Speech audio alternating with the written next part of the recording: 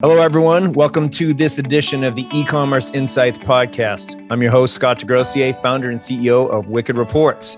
Today, I have with me Petar Mitrovic. Say that right, Peter? Exactly, yeah. He's an independent media buyer. He has a diverse range of industries he's been working with and over 50 clients, and I'm happy to have him on the show today. Thanks for making the time, Peter. Thanks for having me, Scott.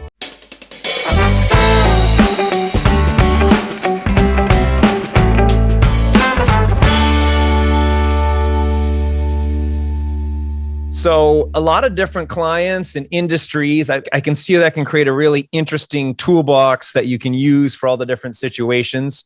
Some people get hyper-focused on one tiny niche, and I really like your broad experiences. So we're going to dig into that.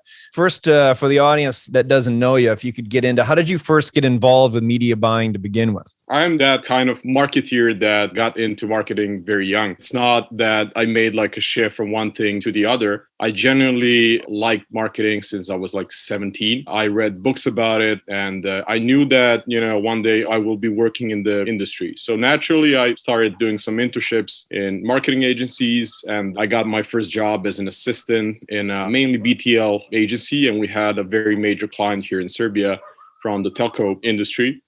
And that was my first entry into the serious world of marketing. It wasn't anything related to digital. Digital was still kind of young here. It was 2012. I always knew that digital marketing and digital channels are the future. I kind of worked there and learned stuff, but I knew that I need to find a way to get into it. So I read books about Google ads. Facebook ads was starting to scale and to be a much more serious platform. And I did a couple of Facebook campaigns for my friends that had some local events and local businesses. It was very easy back then. You had just a couple of settings. And I figured out what a click is, what an impression is, click-through rate, and all those basic things. I got an opportunity to join an early stage startup, which was basically a 5-person mini company, or a boy band, as I like to say.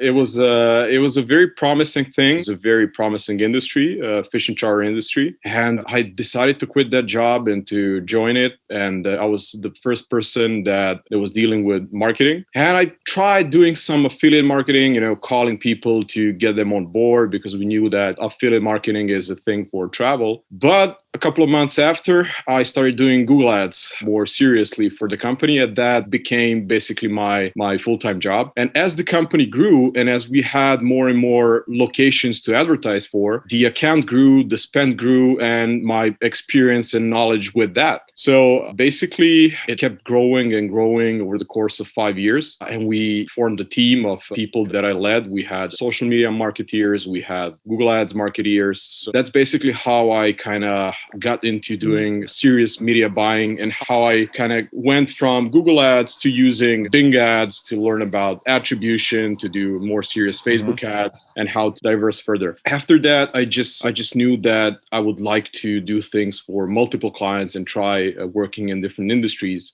And I started taking some freelance jobs in e-commerce, retail. I wanted to try out different challenges and different problems, because every industry and every client and every market, like US market and Dutch market, is not the same. I just went with the flow. I just started doing stuff, learning stuff, and there's a lot of interesting stories to share there. With the fishing charters, so you start in and probably you say, well, I'm going to start targeting fishing charter as a keyword. But I mean, then it gets down the rabbit hole from there. What was your budget you started with, and what did you get it to? Because I know that company scaled like 20x in headcount. So I imagine the revenue grew along with it to fund that. So how much did your budget go up, and then how did you expand? Was pay-per-click driving a lot of the growth more than affiliate? Anytime you 20x something, that's, worth hearing how you did that, I think. That's a very good question. And I had the luck to scale linearly. It wasn't like an exponential growth that happened overnight. It really happened naturally and slow. I mean, slow. It's relatively fast from my point of view to go from 5 people to 100 plus in 5 years. But it was basically like a quarter on quarter growth in terms of budget, in terms of headcount. We had like 1 or 2 hires. But yeah, when you take it slow and go step by step, it's much more easier than rushing it, doing it overnight. And I know companies that had exponential growth in terms of budgets and spend and everything. And it doesn't seem like a good idea, because even if you're using things like smart bidding and automation, it doesn't like rapid, fast, overnight changes. Neither human beings do. That's never a good thing. Now you've been doing this for 9 years. When you take on a new client, what's most important to get them results? What is it that you've got to, obviously they want ROI, but what do you need to do to get that ROI for them? We're getting into more and more complicated questions. I really, really like that. So yeah, ROI is definitely the king of every business. ROI, ROAS, different businesses track different things, but it's basically the same metric. I really like understanding the business KPIs from a deeper point of view, because usually I'm able to help beyond just pure media buying. I do have clients that are looking to get leads, but I'm always following up on the lead quality and how many sales are actually closing out of those leads. And then we go further to see if there's some feedback and hidden metrics that I can also use for better advertising. So when it comes to meeting those goals, I try to reverse engineer everything and to try and get as much as information possible so I can not increase the budget. You can get better ROI and ROAS by just reallocating budget. If you take $1,000 out of something that doesn't work and put it into something that definitely works, automatically you will be having a much more efficient advertising and your ROI will go up. That's where tracking kicks in, because without proper tracking, you will never know where are those bad $1,000 at, and where are those $1,000 that can help you scale and grow. It's a fairly complicated process that relies on a lot of details, but being able to track is like the umbrella of all of it, because if we are relying on guesswork, then that's a serious problem. I agree with that assessment on moving the money. When I did the Wicked playbooks for the framework of how to use attribution data, it wasn't always just add more money, because I didn't want to assume people, first of all, had more money allocated for the month on their budget. Yeah. But usually within a given ad, let's just say you're testing 4 ad messages on an ad set, if we're talking Facebook, there's probably one that's driving most of the LTV and ROI and revenue, and you should move your money there. 1 or 2 ad messages that aren't really working for that ad set, which you'll want to stop spending on those ads for that given targeting. Same with Google, certain keywords. You got 400 keywords in an ad group. Well, probably 10 of them are the one driving all the revenue, and the rest of them are all ideas that were worth testing that you should now stop spending on, or just change your message because the one you have isn't working. It was always about how do you make things more efficient and optimize over find more money to spend, because people usually get to budget it out. They're like, hey, well, that's great, but I've already, this is what I have for the month. I don't have an extra 10 grand here. Let me give you a fresh example that I have with a client. So we made a conclusion that females are a dominant gender category when it comes to purchases. And we know that females have a higher ROI. And it doesn't matter if the traffic source is Google, Facebook, it's just a matter of the funnel and the actual product. One of the obvious things is to take some money out of males and put it into advertising towards females. And the problem with Facebook now is that you do not have a way to look at data based on gender. You did before. Usually the budget reallocation lies in something tiny and relatively stupid. There's a certain age category that it doesn't work well, and you need to target people that are much higher in terms of age.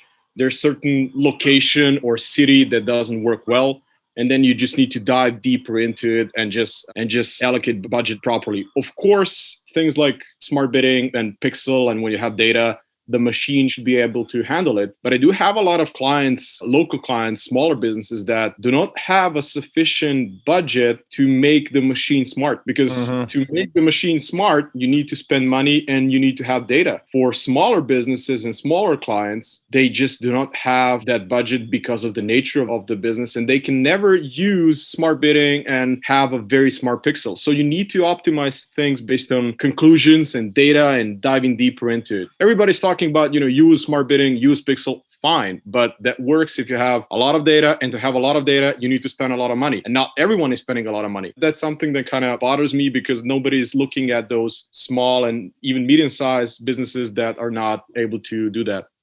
One thing I've been noticing is that with the Facebook iOS changes, the pixels, well, one, it's having a little bit more trouble, but also it's optimizing bottom funnel much more heavily weighted. It seems much more challenging. Those bottom of the funnel, for people who listen to this podcast a lot know I talk about this quite a bit, but when someone buys, it's rare that was the very first time they ever saw an ad. It's very hard to cold convert someone who's never heard of you on one impression. Tough to do. So there's a journey and there's multiple clicks. And Facebook's pixel seems to be waiting just the last click because they want to say, hey, look at all the revenue we've driven you. But then they're ignoring, hey, how did that person get to that point where they clicked and bought? Have you had to make any tweaks in the past 6 months for top of the funnel, or what are you doing around the top of the funnel stage versus the bottom, particularly on Facebook, but anywhere really? Yeah, so my experience with Facebook over the past couple of months is very, very bad. And I recently did a report on a client. We compared the cost per click in January this year versus January last year, and we have an increase by 300%, which is just crazy. It's not only that Facebook is more expensive, you're losing your ability to properly track things, which is obviously influencing the pixel, and it's just not working as well as it was. And besides that, there's a lot of problems with disapproved pages, disapproved business managers for no reason, and then you need to go back and forth with them, and once you fix it, you already lost a month, you already lost data, audiences, and everything goes to hell. I don't know what's happening with them. I get that there's a lot of legal challenges and there's like a cold war between Facebook and Apple, but it's really influencing not just me as a marketeer, but a lot of businesses. And I really know people that have like a serious troubles with their businesses and lives and income, because Facebook was usually their main source of leads and clients. I can see things beyond just blog posts, like, Facebook is bad at tracking, there's something happening in terms of iOS. I can see people and businesses having a negative impact on their lives because of that issue. They're either trying to find ways and softwares to track things better so they can increase the performance somehow, or they're trying different platforms like Google Ads, Bing ads, even LinkedIn, if there's some B2B. It's a very, very strange 6 months in terms of Facebook, definitely. I had done an analysis. We tracked a couple, I think like 4 or 5 billion in ad spend now, but at the time I tracked 2, and I did this blog post with lessons on 2 billion in ad spend tracked. And the surprising thing to me at the time, this was after 2019, was that lifetime value on Google Ads was significantly more than Facebook if you looked for a year. But if you looked short term, Facebook was always cheaper in bigger quantity. And that's what people like, the immediate thing. And it's just easy to target a person. Google isn't that much harder, but it was just enough harder that people preferred Facebook because the immediate flow of activity held true, that Facebook's value was more in the quantity and the speed, particularly in the first 2 weeks, all the stuff you'd get in. But if you could take a Google 90-day or a 180-day view, which isn't easy to do, but if you can, Google usually would win out. I mean, everything has outliers, right? It's not like always this is going to be the case, but that was a general trend over billions of dollars at the time. So I'm always struggling to make Facebook works for lead gen clients, because they have the quantity, they have a lot of leads, and the CPA for a lead is very, very low, and always lower than Google Ads, but the quality is just terrible. Yeah, I mean, nothing can match the quality of a Google search campaign, because it's the only channel on the internet, and not just on the internet, offline also, that serves an ad at the moment where you want it. There's no channel in the world where you sit down and say, buy LCD TVs, and then you have an ad for it. Every other form of advertising is either interruption marketing or some sort of a direct ad that doesn't have that intent as Google search. But okay, search is a whole different category.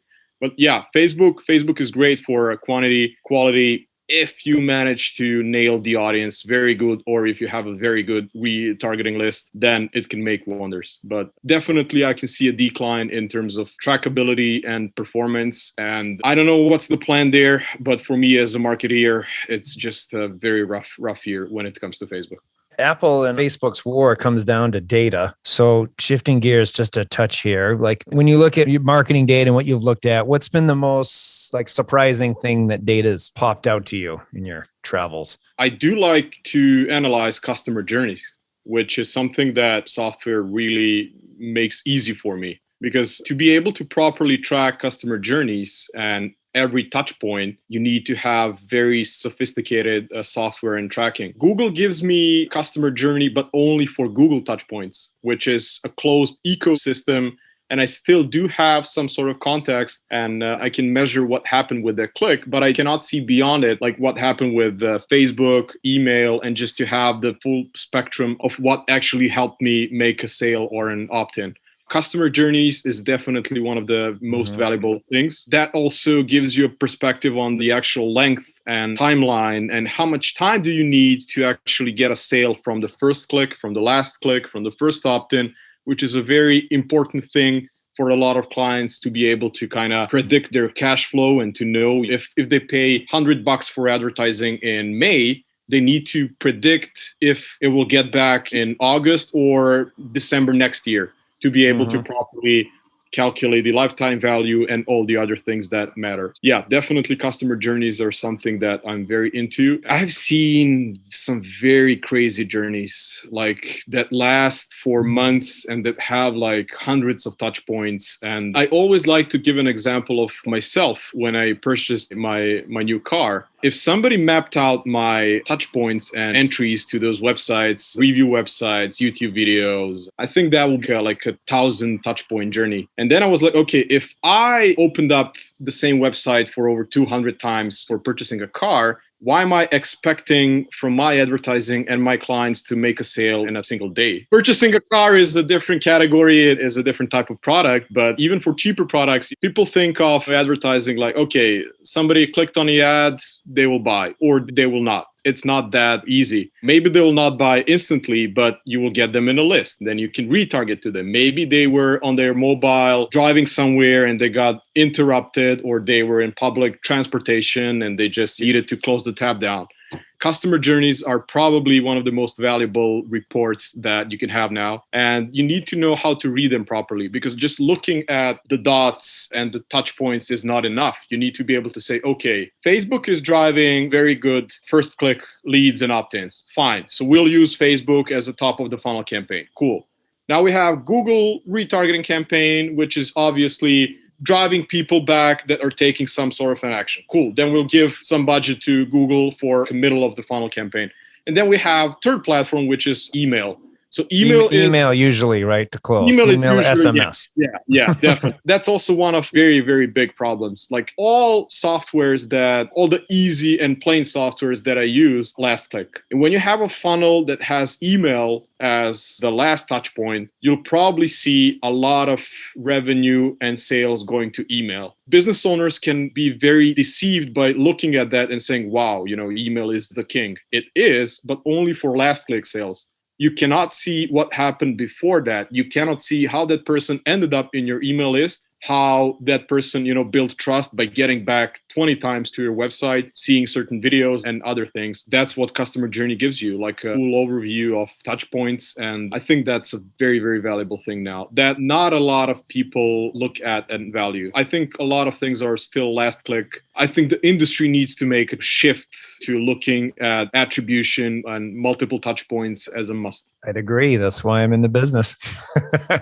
Yeah. With the journeys, when you're having trouble scaling a bottom funnel campaign, often it's because the ad platform is frankly lying, or I wouldn't even say lying, just purposely ignoring other channels. Like email and SMS close a lot of sales, but the cold traffic or the remarketing to get them from cold onto your list, that stuff got them to the point where they're going to buy off the email or the text. And that's where I see a lot of value in the journey mapping, particularly looking at, okay, I see I closed a text with an SMS sale. Where did it come from? Or an email? And then tracking back what channel, what campaign, targeting, and reverse engineering that. It can make people a lot of money to do that.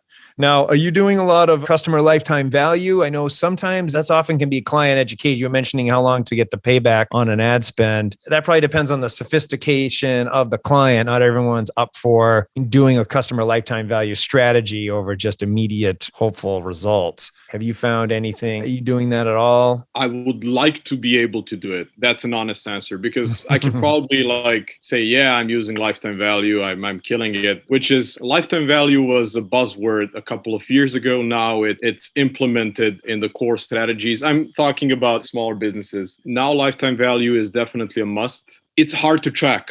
That's the reality of lifetime value, because Google offers you lifetime value trackability, but only if you're a large scale client. They have like some betas going on now that can help you track lifetime value. I know that they are publishing the attribution software that will have lifetime value for a couple of years now. They have some legal issues with it. Lifetime value is great, but it's hard to track. You managed to solve that pretty good, and thank you for that. I think it's a must, especially for recurring monthly subscriptions that have repeat purchases. Because let me just tell you a very short story about Booking.com, because we are very obsessed with Booking, who is like, they're the highest spender on Google Ads now. Not now, but for a couple of years. I think that's like $1 billion per year budget. I don't know if that got cut down because of COVID and everything. And this is the official info from Google, because I had a lot of luck to work very closely with the guys from Google when I was at Fishing Booker.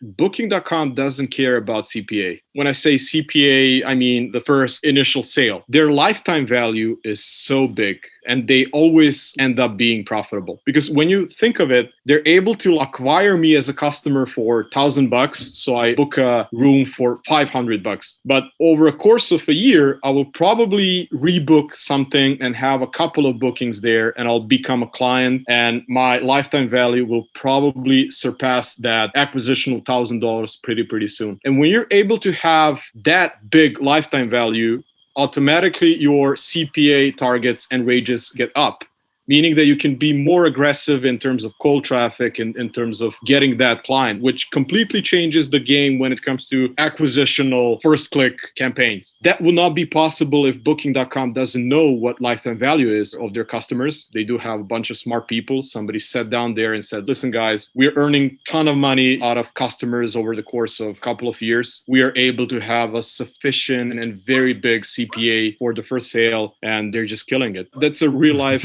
example of a huge company using lifetime value to actually tweak their acquisitional campaigns. Smaller businesses can also do that by knowing their customers better, knowing how much money do they have on the short or long run from a certain product, customer, or service. And it can help me as a marketer, have bigger CPA targets for the first sale, because businesses usually give you like a target, $20 for getting the customer. And then when I ask them like, okay, is this something that people buy on a monthly basis? Then they say yes. Then I'm like, okay, but over the period of 6 months, you will be having like $1,000 from this client. Why are we not able to spend $100 for getting that customer? And they usually do not have an answer, because the concept of lifetime value is not that adopted among business owners and companies. And B, it's hard to track. Let's talk about different channels. I mean, obviously with the Facebook, Apple drama, I mean, Google's become more prominent. But between just generally Facebook, Google, let's say Pin and Snap and Bing, what's some high level different concepts and strategies for the different platforms that you found? Very good question. A click that costs $1 from Facebook and from Google and from Snap and from Twitter and from Quora is not the same click. Even though maybe the conversion rates are the same, even though maybe the engagement metrics are the same, the context of when a certain platform is used is very important. I'm very amazed by businesses that make millions of dollars by using Facebook ads, because people get on Facebook to entertain themselves, digest content. They do not care about buying anything. You need to be very good at interruption marketing and selling stuff and creatives and visuals to be able to get them and pull them into your funnel. Google search, we discussed that. It's a unicorn in the marketing industry, and I think it will be like the best channel over the next decade probably. Then you have Google Display. There's a lot of similarities between Google Display and Facebook. They're both visual, they're both interruptive. And I do like to compare those two, and I do find that they work relatively similar. YouTube. Oh, I love YouTube. We can all see like growing, curve of adoption when it comes to YouTube, the efficiency. The problem is still tracking. Even if you can guys like figure out a way to track YouTube somehow better, that would be a very, very good upgrade. We can track the click, and we're Yeah. working on something for first party data with Google that's going to give lift as well. View based impressions they're just tough. They're tough because you can't get the timestamp on them if you don't know who they are. Google struggles in doing that. They're like, listen, we can track some views, but we cannot track like 90% of things. So YouTube is based on guesswork, but I do see a lot of differences based on the context. When people say Facebook, I do see a lot of differences between an Instagram click or a Facebook click. People usually do not mention Instagram because it's like under Facebook. Yes, it is, but it has a completely different performance. It's all very hidden. You need to go deep into a graph chart and to see how many impressions and clicks do you have on Instagram. That doesn't make sense to me because it's a completely different platform and it's a completely different setup when it comes to the actual customers are doing on those platforms. Snapchat, same thing, just a different platform. TikTok is a very interesting one, and I do have a lot of inquiries like, hey, do you do TikTok? Do you know somebody that does TikTok? Can you help me out with it? I'm experimenting with some ads on TikTok. It's also very plain and straightforward. You have a dashboard and you publish a video and then you just spend money on it. But those are all platforms that are interruptive. Like, okay, I'm there looking at some content. Do your best to grab my attention and to get me to your page, to your website, and to look at your video. And those are some of the conclusions and differences that I see. Context matters. What the platform is matters. And you need to align your approach based on that. Okay, so Apple, Facebook, the IDFA, it's caused a lot of stress, drama. How impactful has it been for the industry as a whole, and where do you think things are headed? Unfortunately, I'm very pessimistic when it comes to this issue. I think this is just the tip of the iceberg and that this is just the beginning of those, cold inter-platform wars and concerns when it comes to data and regulations and stuff. I think this is just like the first issue among many that are yet to come over the next couple of years. Because definitely advertising and they're killing the cookie and tracking, there's a lot of concerns about data. And seems to me like this is not the end of issues. I do know that Google has like a never-ending war when it comes to trackability. They're managing to kind of have some very silent PR there and to like not make like a big thing out of it. But Google is under a lot of pressure, and I think there will be more issues like this. I'd agree. It's just a war for data. Yeah. Because the data is what makes them the money. First-party softwares are definitely a very good way to kind of circumvent all of that and to just have a different way of getting data and using it, mapping out your own journey and dashboard. I think the option of first-party tracking softwares is something that will definitely go up. That's a very good plan B once issues like this continue to happen. What have you seen from measurement when it comes to Facebook before versus now? I personally don't think it's that accurate. That's why I had to start the company to begin with, but certainly open to your honest opinion of what you think about it. I don't think it was accurate even before, because Facebook was very unclear when it comes to the attribution windows and whether a conversion is a click-through or a view-through. And I know a lot of businesses thought that Facebook is working well, but when you go deeper into it, you see that like 90% of conversions were view-through, which does have an effect, okay, but it's not the same as a click-through, especially if you're running a retargeting campaign.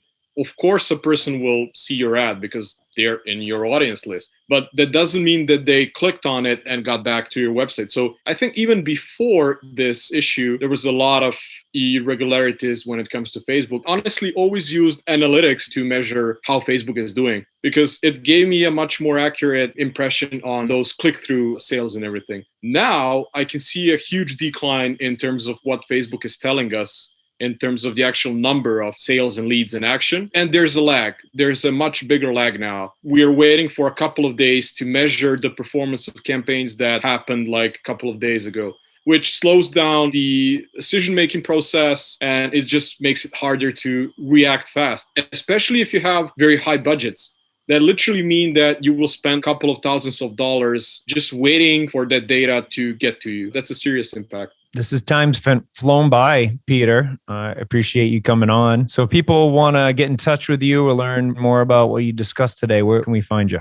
They can find me on LinkedIn, which is probably not what your guests are saying. They probably have a website or something. I only have a website to be able to have an email, to be honest. And my website is, I will not tell you what the website is because it's so terrible that I don't want people to get there.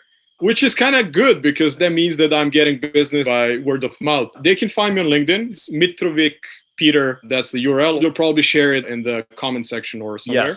Yes, we will. If they really want to get in touch, they can play around with LinkedIn search. They know my face. I do have a profile showing my face also. Petar Mitrovic. They can find me on LinkedIn. That's probably the best medium. They can just add me or just send a message. I'll be very, very happy to get in touch and connect. I just connected with you. I popped it open and found you easy. Oh, thank you. All right. Well, thanks a lot, Peter. And thanks for your time and your expertise. Have a good one. You too. Thank you so much for the invite.